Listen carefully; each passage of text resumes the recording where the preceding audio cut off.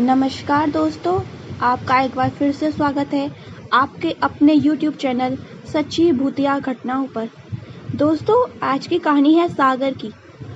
सागर कुछ महीने पहले अपने रिश्तेदार की शादी से आ रहा था। उससे अकेले ना जाने के लिए उसकी माँ और अन्य रिश्तेदारों ने भी मना किया था कि इस समय अकेले घर ना जाए, क्योंकि रात के 12 बजे से ऊपर का समय हो गया था, जिस वजह से उसकी माँ उसे अकेले जाने को लेकर चिंता में थी। किसी खास रिश्तेदार की शादी की वजह से वो उसके साथ नहीं जा सकती थी, लेकिन सागर को सुबह अपनी परीक्षा के लिए जाने जरूरी था। इस वजह से वह अकेले ही चल दिया। उसकी माँ मन में चिंता लेकर उससे बोली, सीधे घर जाना, कोई आवाज़ दे या कोई रास्ते में मिल जाए तो उससे बात मत करना। माँ से की हुई बात सुन वह चल दिया। वह थोड़ी ही दूर पहुंचा था कि उसे रास्ते में किसी की बारात मिल गई। वह ये देख खुश हुआ। उसने सोचा, चलो रास्ते में कोई तो मिला। गाने बजाने और नाचने की मस्ती में वह बारात मस्त थी। वह डरा नहीं, क्योंकि वह शादी का ही सीजन था। उसने सोचा कि यह तो आम बात है इस सीजन की। लेकिन 12 बजे के बाद बारात देख वह हैरान जरूर था।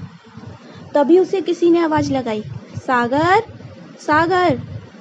वह उधर उधर देखने लगा, लेकिन उसे उसकी माँ की बात याद आ गई। लेकिन फिर इतने लोगों को देख वह डरा नहीं और पीछे देखने लगा।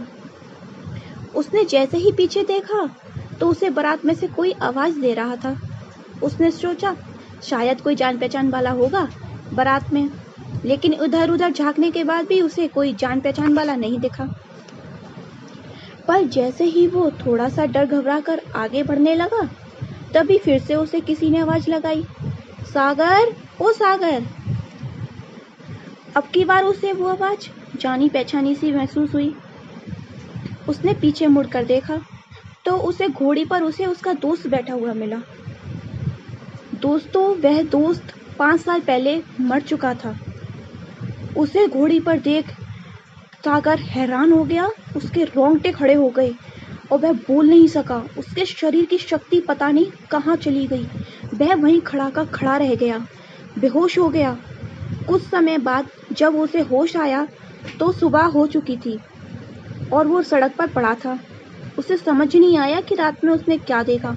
वह जैसे तैसे अपने घर पहुंचा और हफ्तों तक भी बुखार में पड़ा रहा। दोस्तों, आपको आज की हमारी कहानी कैसी लगी? पसंद आई